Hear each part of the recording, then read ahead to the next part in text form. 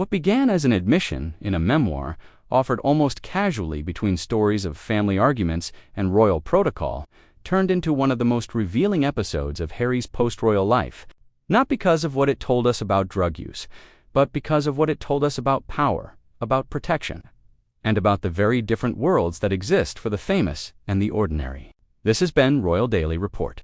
Every detail you heard tonight is drawn from court filings, published legal commentary, official statements, and Harry's own published words. Subscribe to Royal Daily Report right now. Hit the bell icon and share this video with anyone who wants the real story behind the royal headlines. Leave your thoughts in the comments below and join us next time as we continue to bring you the investigations that others will not touch. This is Royal Daily Report. Thank you for watching, and we will see you in the next report. Good evening and welcome to Royal Daily Report, your most trusted source for royal news and exclusive investigations. I'm your host, and tonight we bring you a story that has been making waves across both sides of the Atlantic: Prince Harry's United States visa application and the explosive admission buried inside. His own memoir that has left legal experts, politicians, and royal watchers absolutely stunned.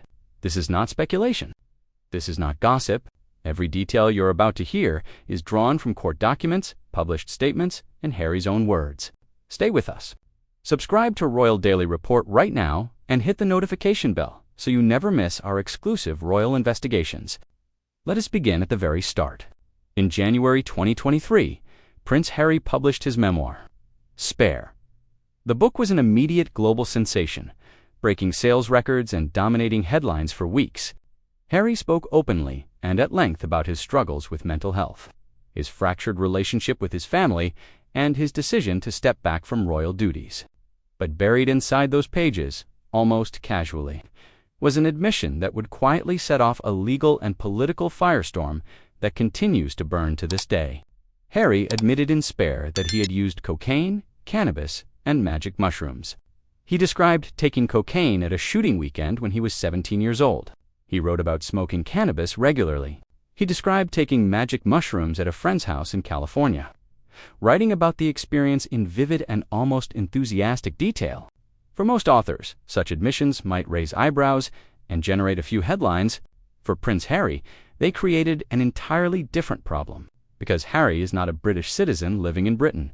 He is a foreign national living in the United States on a visa, and United States immigration law is extraordinarily strict when it comes to drug use. The Heritage Foundation, a prominent conservative think tank based in Washington, filed a formal legal request in March 2023 demanding that the United States Department of Homeland Security release Harry's visa application documents. Their argument was straightforward and difficult to dismiss. Under American immigration law, any foreign national applying for a visa to enter or reside in the United States is required to answer questions about prior drug use honestly and in full.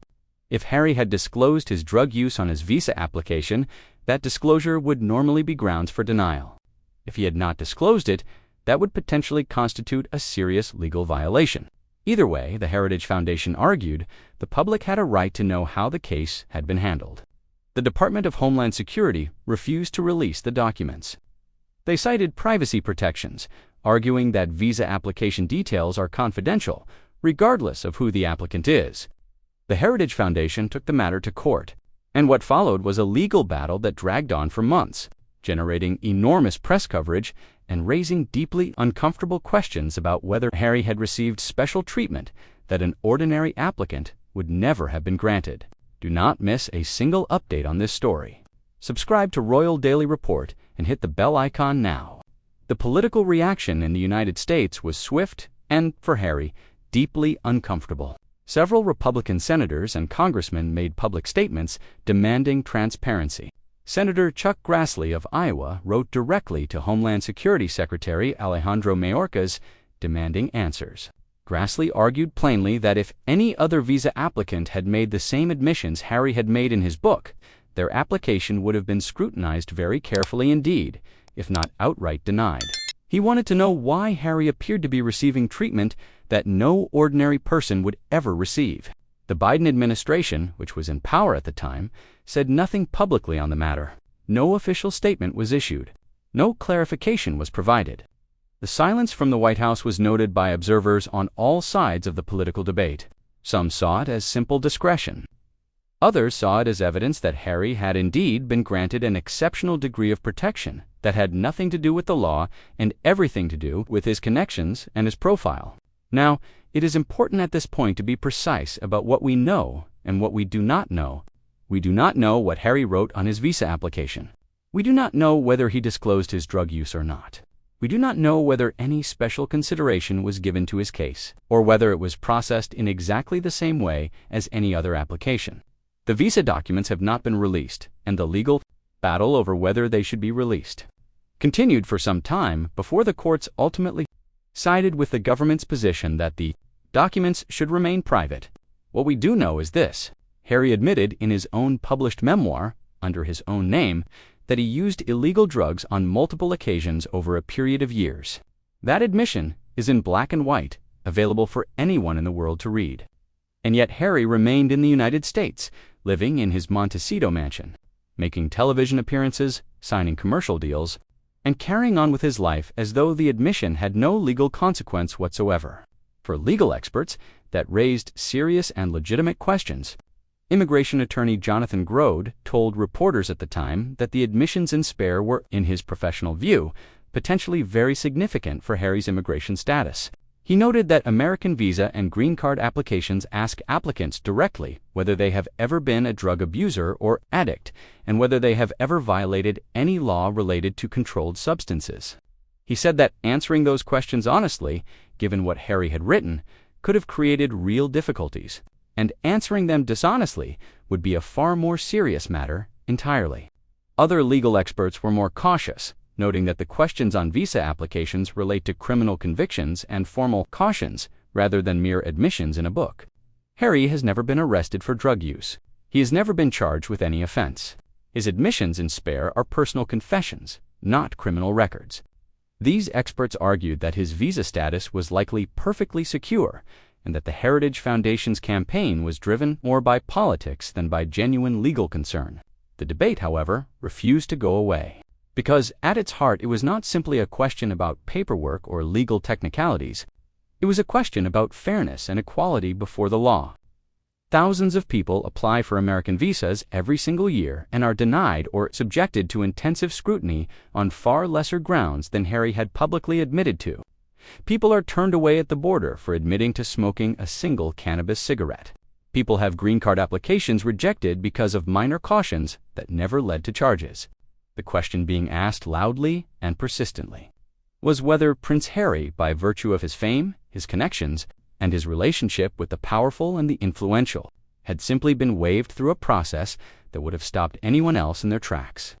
Harry himself never addressed the visa controversy directly in any meaningful way. His representatives declined to comment on the legal questions being raised. He gave no interviews in which he engaged with the substance of the criticism. He continued to appear at public events, to give speeches, to accept awards, and to present himself as an advocate for mental health, for veterans, and for what he described as a more honest and open world. The contrast between that public image and his refusal to engage with the visa questions was not lost on his critics. Subscribe to Royal Daily Report for more exclusive investigations that cut through the noise and bring you the real story. By the time the Heritage Foundation's legal challenge had run its course, and the courts had declined to force the release of the documents, the story had taken on a life of its own. It had become a symbol of something much larger than a visa application.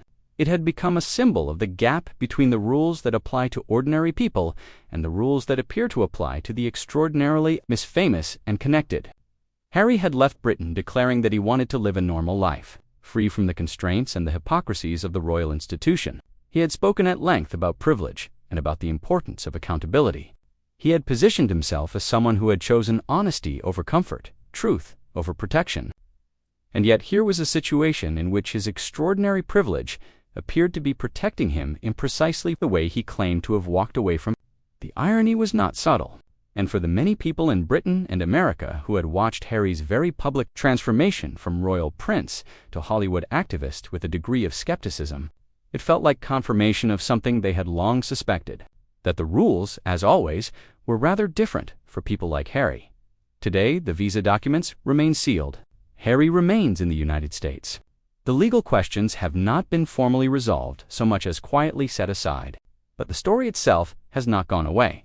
It surfaces regularly in political debates about immigration, fairness, in discussions about celebrity privilege, and in the ongoing conversation about what Harry and Meghan's departure from royal life has actually meant in practice